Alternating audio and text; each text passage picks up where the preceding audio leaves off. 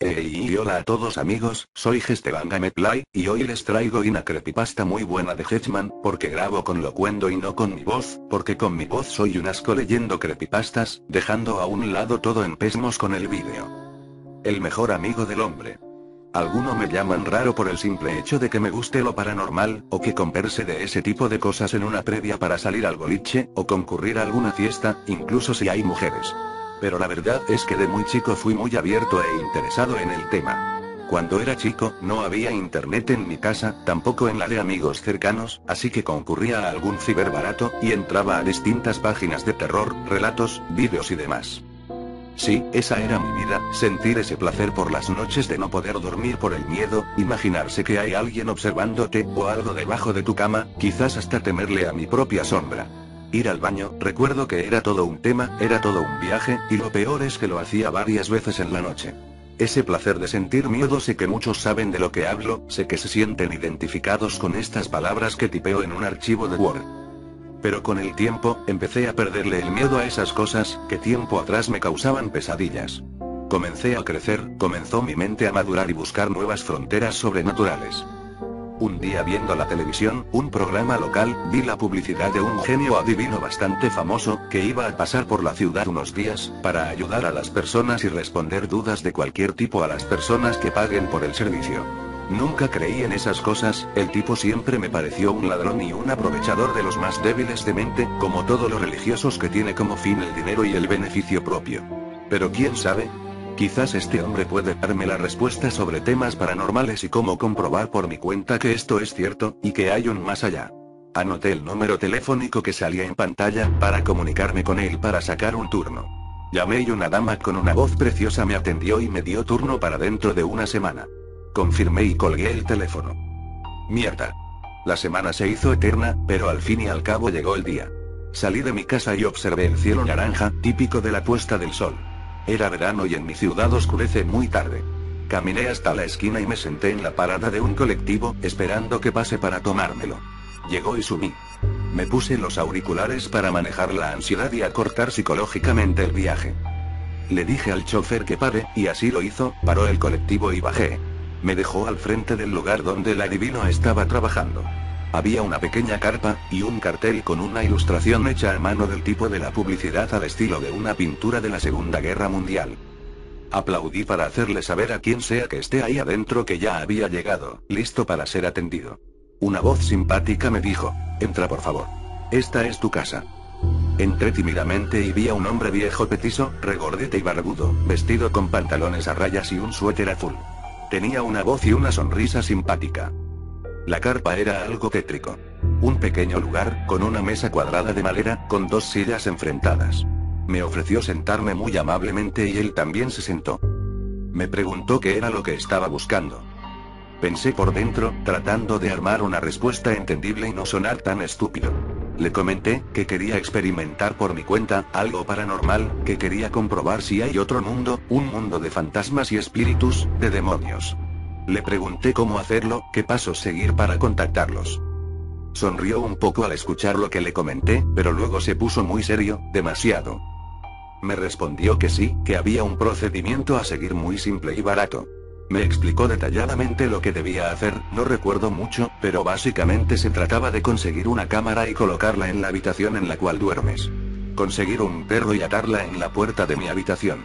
Además debía decirle una frase en latín que me escribió en una hoja, según él, utilizada por exorcistas en la Edad Media. Lo único que hacía la frase, era dar un 100% de seguridad en que el encuentro paranormal con un ser desconocido iba a darse. Sin embargo, sin decir la frase también el encuentro puede darse, pero en un porcentaje de 1 en 100. Eso, lo que hacía era atraer una entidad del más allá. Agradecí al genio y dejé la carpa. Volví a casa caminando ya que era tarde, y los colectivos no pasan a esa hora. Llegué a casa y comencé a armar todo para mi futuro encuentro paranormal. No solo coloqué una cámara, sino 3 cámaras en distintos lugares estratégicos. Una en mi habitación. Otra en la escalera y la última en la puerta de entrada a la casa. Até a mi perro, un ovejero alemán, en la puerta de mi pieza, con suficiente agua y comida para pasar la noche. Después, me di cuenta que el perro serviría como rastreador y aviso de que una entidad paranormal estaba presente y también para salvarme la vida. Dejé abierta la puerta de mi pieza y me recosté en mi cama. Luego me tapé, y tomé el trozo de papel con las frases en latín que el viejo me había dado. Las leí 10 veces, tal como me había dicho. Luego lo prendí fuego y me acosté a dormir. Al otro día me despertaron los fuertes ladridos de mi perro, el cual había tirado el agua y la comida por todo el pasillo. Lo solté de la correa y se fue afuera un poco inquieto. Al ver que nada había pasado, nada raro, me bajoneé un poco. Desayuné normalmente, me cepillé los dientes y me pegué un baño. Luego, tomé las cámaras de vídeo y saqué las memorias para ver si por casualidad habían captado algo. Las conecté a mi PC y comencé a ver los vídeos. Los adelantaba para no tener que ver 8 HS de grabación. De repente, observé una figura enorme, en 2 patas, parecía una bestia del infierno. Entrando a mi casa. Creía que se trataba de alguna broma, no podía creerlo. Tomé la segunda memoria y reproducí el vídeo adelantándolo al momento del primero. En él se observaba a la misma bestia subiendo por las escaleras, como una especie de ser oscuro pero grande y con una silueta horrenda. Eran tomas de pocos segundos. En el tercer vídeo, desde el ángulo de la esquina superior de la habitación, me veía a mí mismo. De repente se escuchan los ladridos de mi perro totalmente loco. Se puede ver claramente cómo esta bestia entra a mi habitación en dirección a mí. Levanta su mano y hizo el amague para golpearme, pero es ahí cuando yo me levanto. Me levanto gracias al ladrido de mi perro. Automáticamente yo abro los ojos, la figura siniestra desaparece. Ahora entendí por qué el anciano me había dicho que esto era enormemente peligroso, y que era jugar con mi vida y que debía despertarme y no quedarme dormido. Recordé también en que había hecho hincapié en la importancia de tener un perro en este ritual. Él me salvó la vida, porque me desperté al escuchar sus ladridos. Ahora te pregunto a ti. ¿Cuántas veces te has despertado por el ladrido de perros en tu vecindario? ¿Serás ese uno entre 100? Bueno, come esta creepypasta es un poco corta, os traigo una mejor, y comienza así. Solo es un sueño. Este es un lugar demasiado horrible para que una niña como tú lo recorra sola, dijo una voz grave y juguetona al mismo tiempo, una voz cuya procedencia la niña desconocía pero que hizo que otra pequeña voz en su mente le gritase, ¡corre! Y eso hizo, corrió. No sabía dónde estaba, tampoco de quién huía, solo sabía que debía correr, que algo terrible pasaría si el que emitió la voz la alcanzaba. Por su parte, la vocecita en su cabeza sonaba tan alarmada y por eso, aún sin conocer las circunstancias exactas en las que se hallaba, corrió lo más rápido que pudo. Estaba oscuro, eso sí lo sabía. A medida que corría, sus ojos se fueron acostumbrando a la oscuridad y estaba en un largo camino de tierra y piedras, con las cuales tropezaba de vez en cuando. ¿Por qué huyes? No tiene sentido que corras. La niña la ignoró y continuó su carrera. A medida que se cansaba iba aminorando inconscientemente su marcha. La voz había dejado de seguirla, o al menos ya no la escuchaba y, si se ponía a observar, el paisaje que veía no era muy desalentador de cualquier modo y el problema real es que estaba sola y al menos eso parecía. Al fin, cansada y desorientada, se detuvo. Miró hacia atrás. Nada. A los lados del camino, que a decir verdad no era muy aterrador, estaban lo que parecían ser un montón de árboles, recortando sus frondosas siluetas en la oscuridad, con lo que parecían grandes frutos colgando de sus ramas. Los árboles y ejercían una extraña atracción sobre ella. Casi como si la estuviesen llamando. La curiosidad la empujó a acercarse, deseando ver esos enormes y curiosos frutos más de cerca y mientras más se acercaba más distinguía la forma de los frutos y qué eran. Fue solo cuando estaba a pocos metros del árbol que este se iluminó, con una luz roja y mortecina, como si se iluminase una cortina de sangre con el haz de una linterna. En ese momento pudo ver la real forma de sus frutos. Eran cabezas en distintos grados de descomposición, pero en general, de niños. Algunas sin mejillas, revelando una dentadura de rojo oscuro a negro por la sangre seca, a otras les faltaba un ojo, incluso 2. A algunas les habían cortado el cuero cabelludo, dejando la parte superior de su cráneo al descubierto, a una incluso le habían arrancado toda la piel, dejando una calavera rojiza y sin embargo a esa en particular no le habían tocado los ojos, que seguían en su sitio. Asqueada y aterrada de golpe la niña cayó al piso de espalda, incapaz de apartar su vista de la tétrica visión.